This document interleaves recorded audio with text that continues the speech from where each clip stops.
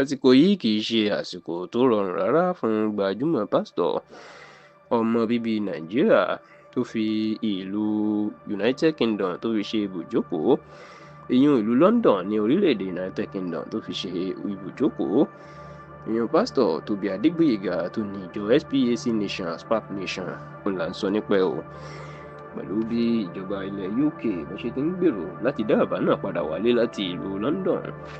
lórí bí wọ́n ṣe ní ó ṣe owó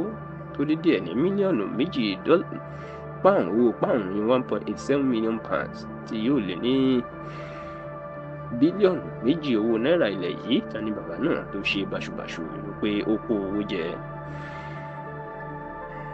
Bí wọ́n bá ń sọ̀rọ̀ àwọn pásítọ̀ ọmọ Nàìjíríà tó wà ní ìlú London àti ilẹ̀ United Kingdom, òkè téńté lórúkọ pásítọ̀ Tóbi Adégbóyèga yóò wà, ó sì jẹ́ pé òdú ni pàápàá láàrin àwọn gbajúmọ̀ èèyàn láwùjọ. Ó lójú àwọn òṣèré tíátà àti olórin tí ó tiẹ̀ lọ ìlú London tí wọ́n ní dé ọ̀dọ̀ pásítọ̀ Tóbi Adégbóyèga tó sì jẹ́ pé níṣe lòun náà ló máa ń kí wọn káàbọ̀, ló máa ń gbà wọn tọwọ́ tẹsẹ̀ tí ó sì ṣe wọ́n ní rẹpẹtẹ, ìyẹn pé yóò ṣe wọ́n ní àlejò gidigidi. Bàbá náà àti ẹ̀sùn máa ń gbajúmọ̀ ọ̀dọ́mọkùnrin olórin tàkasúfèé ní David Adeleke, ẹni tó pè yàn mọ̀ sí Davido dáadáa, tó sì jẹ́ pé ọkùnrin náà ó tún jẹ́ ẹlẹ́yinjú àánú tó máa ń náwó láti fi ṣàánú àwọn èèyàn. Ṣá o, níṣe ni ìjọba ilẹ̀ United Kingdom ni wọ́n máa gbé ẹjọ́ dìde sí pásítọ̀ Tóbi Adégbóyèga. Ẹ̀sùn tí wọ́n sì fi kan bàbá náà ò ní pé ó ṣòwò ìṣòwò kan báṣubàṣu, gẹ́gẹ́ bó ṣe jẹ́ pé ìjọba máa ń fún àwọn ilé ìjọsìn ní owó ní ilẹ̀ òkèrè, owó tí ó dín díẹ̀ ní mílíọ̀nù méjì pound £1.87 million tí yóò lé ní bílíọ̀nù méjì náírà owó ilẹ̀ dáadáa.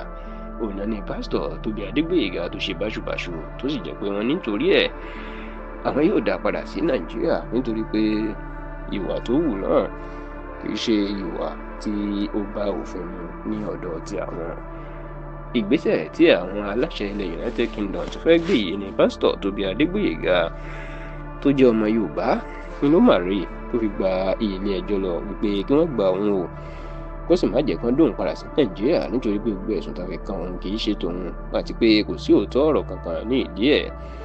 Ṣá o, nínú ọ̀sẹ̀ tá a wà yìí la gbọ́ pé ilé ẹjọ́ ó mà dá pásítọ̀ Tóbi Adégbóyèga ó dá lẹ́bi wípé kí bàbá ẹni ọdún mẹ́rìnléníogójì náà 44 years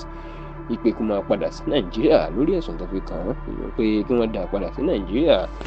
tí àwọn olóyìnbó tí wọ́n ń pè ní deportation. Ní báyìí ọ̀rọ̀ yìí la gbogbo ń kó ìrònú bá pásítọ̀ Tóbi Adégbóyèga tá a sì gbọ́ pé bàbá náà ó ti sáré káàkiri lórí bí yóò ṣe yanjú ọ̀rọ̀ ọ̀hún.